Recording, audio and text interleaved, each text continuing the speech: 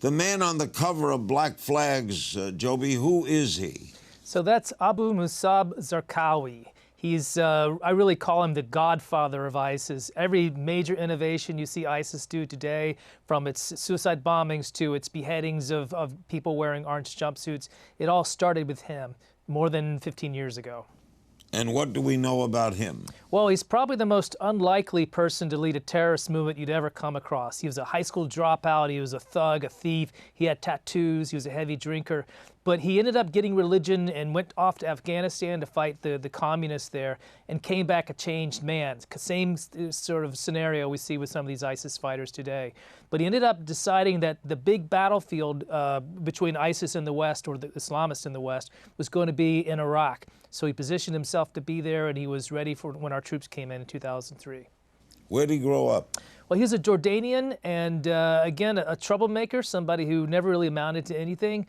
And the Jordanians ended up being, getting pretty disturbed with him, and they threw him into prison, kept him there for 5 years, and that's really kind of a formative moment for him as well, because he's isolated with all these other Islamists. He becomes the leader, becomes a very charismatic figure within prison, and then he gets sprung in 1999, ends up kind of being loosed on the world, and that's how we have him today. Is it true his mother said he wasn't smart? Yes, and I think she didn't. She wasn't the only one that had that opinion. No one really expected much out of this guy. It was a bad seed, and even as the book describes, even Al Qaeda didn't have much of an opinion of him, and wanted to keep away from him as much as possible. The general reign of thinking is, if we didn't go into Iraq, there would be no ISIS. Is that true? I think it's absolutely true. There would be no ISIS without Zarqawi, this central formative figure, and there would be no Zarqawi without the U.S. invasion of Iraq. So whatever you think of it today, it was that decision, that conflict, which allowed this man and his terrorist movement to catch fire. They became a huge force in Iraq back when the war was going on, and then later on it's his offspring that started ISIS. So in a sense, George Bush made him famous. It really did. It actually literally made him famous, because nobody had heard of him in 2002, 2003. He'd committed some, small-scale terrorist attacks. But then we, the United States, made this person part of the cause for going into Iraq. Colin Powell in 2003 put Zarqawi's picture on the big screen before the United Nations Security Council and tried to make the case that Zarqawi was a link between Saddam Hussein and Al Qaeda. Turned out not to have been true at all, but we made him famous overnight. Recruits started pouring in, money started coming in. Suddenly he had a base with which he could launch an insurgency against the U.S.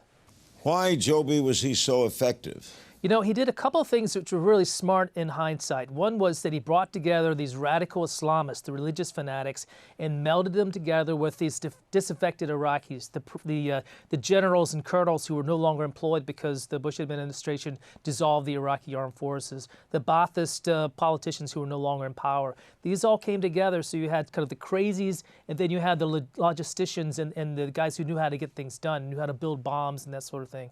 And that's what made the insurgency so powerful.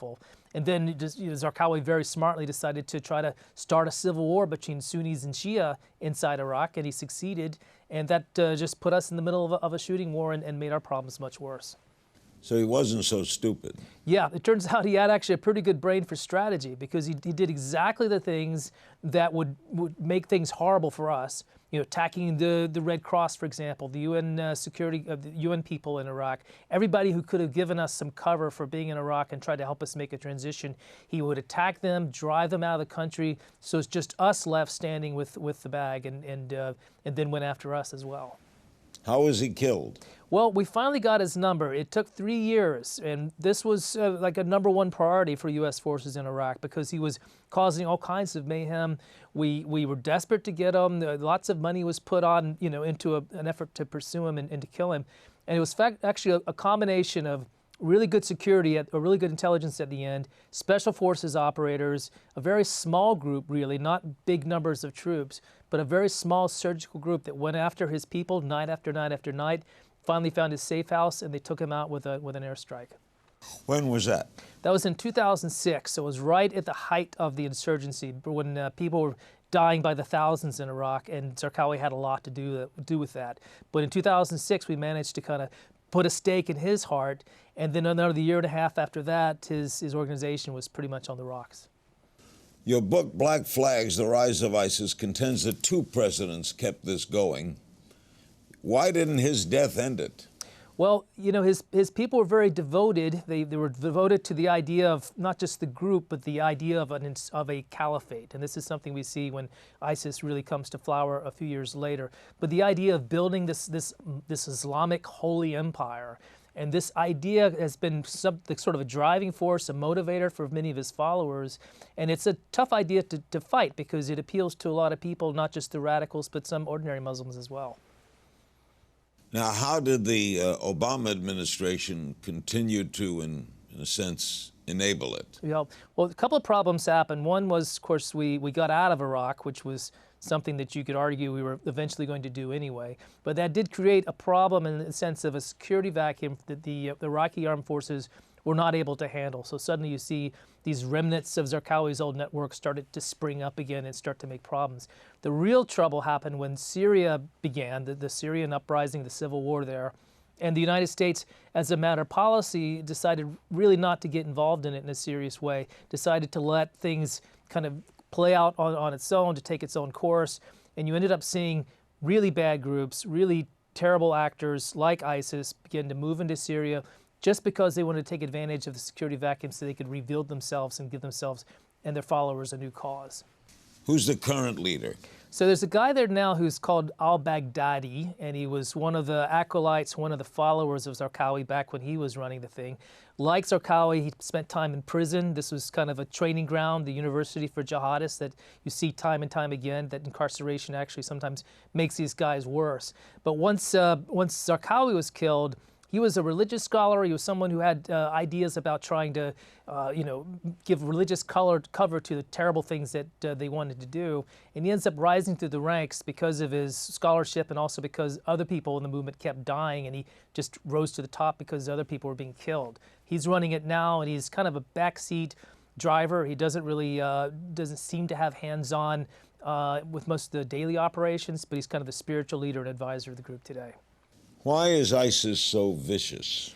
You know, it's puzzling for us here in this country to see these terrible atrocities they do and to, first of all, see them as human beings who would commit these kinds of acts, and also why they would appeal to anyone.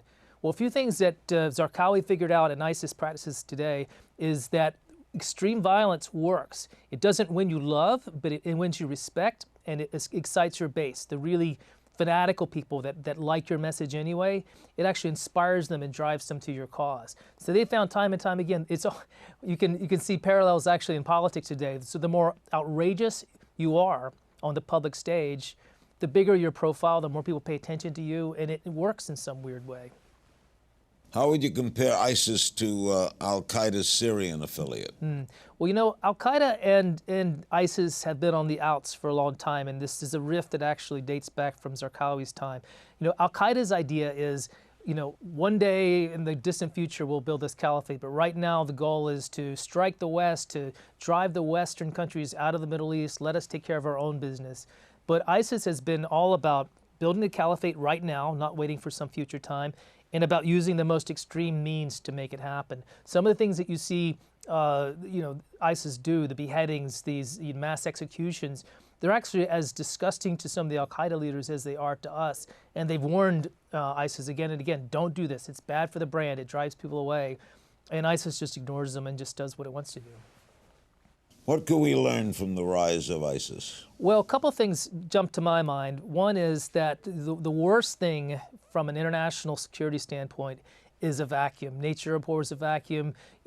Politically we should abhor a vacuum too, because when you have a lawless state, when no one is in control, when groups can come and build this infrastructure they need to carry out attacks, that's a very dangerous thing. We saw that in Afghanistan before the 9/11 attacks. We're seeing it in ISIS right now, where they have all kinds of freedom, all kinds of infrastructure to be able to build their movement and eventually be able to reach out, as we're seeing them do now, reaching out and attacking other parts of the world. Joby, looking at the world as you look at it right now, looking at that whole region, is there anything optimistic you see?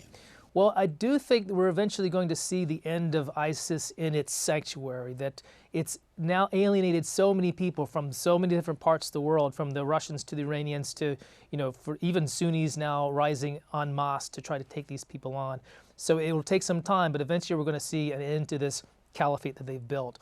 The problem is, once you drive them out of this part of the country, this part of the world, they pop up in the other places like Libya and Yemen and that kind of thing. But just in terms of an optic and in terms of sort of breaking down a myth that ISIS has created, if you want to do that, you have to start by denying them this caliphate that they claim now, this rallying point and cause that they created in Syria. I do think that's going to happen, and hopefully within the next year or two. If Trump were elected president, it's hard to predict what he would do, but what do you think he would do in this situation? Well, the things I would worry about are, one, trying to bomb ourselves out of this problem. It's not as easy as that. There's several reasons, but one thing we do have to worry about, having the rest of the Muslim world on our side on this thing. They're potentially our best allies. They've got a lot more at stake than we do in this fight. A lot of these governments and the people too want to get rid of ISIS. You see opinion polls showing support for ISIS in countries in the region is like 2, 3, 5%. So it's very, very tiny. But all you need to switch those numbers around is to have the U.S. be the bad guy, to have us in there killing terrorist families, for example, or bombing places indiscriminately, so we become the target of people's animosity and hatred. So you don't want that to happen. And also this idea of us banning Muslims, from entering the country, banning mosques, closing them down. This all feeds into ISIS's narrative, which is that the West hates us, the West hates Islam, so we need to fight them. And that's so you don't want to give them more ammunition than they have already. And how do you think Hillary would approach them? Well, she's not, I think, blameless in the way that things evolved in Syria. I think she did push, actually, within the Obama administration. She was one of the more hawkish figures arguing for arming the moderate rebels. There were groups that were, the better groups, the ones that were secular, the ones that wanted to see a secular government in Assad. And she pushed very hard for giving weapons, giving military support for some of these groups so they would prevail over Assad and bring unity and governance to the country. So I think in that sense she's got some good experience, and she's also worked with the players in the region, which I think is a good starting point too. She knows all the governments in the region. She's worked with them all, even the Iranians. So I think you would have definitely a situation where there's at least a diplomatic opening for us early on, and hopefully some room for progress, but we'd have to see. Joby, thanks. A very important book. Thank you so much. Really enjoyed being with you. Joby Warrick, the book Black Flags, The Rise of ISIS.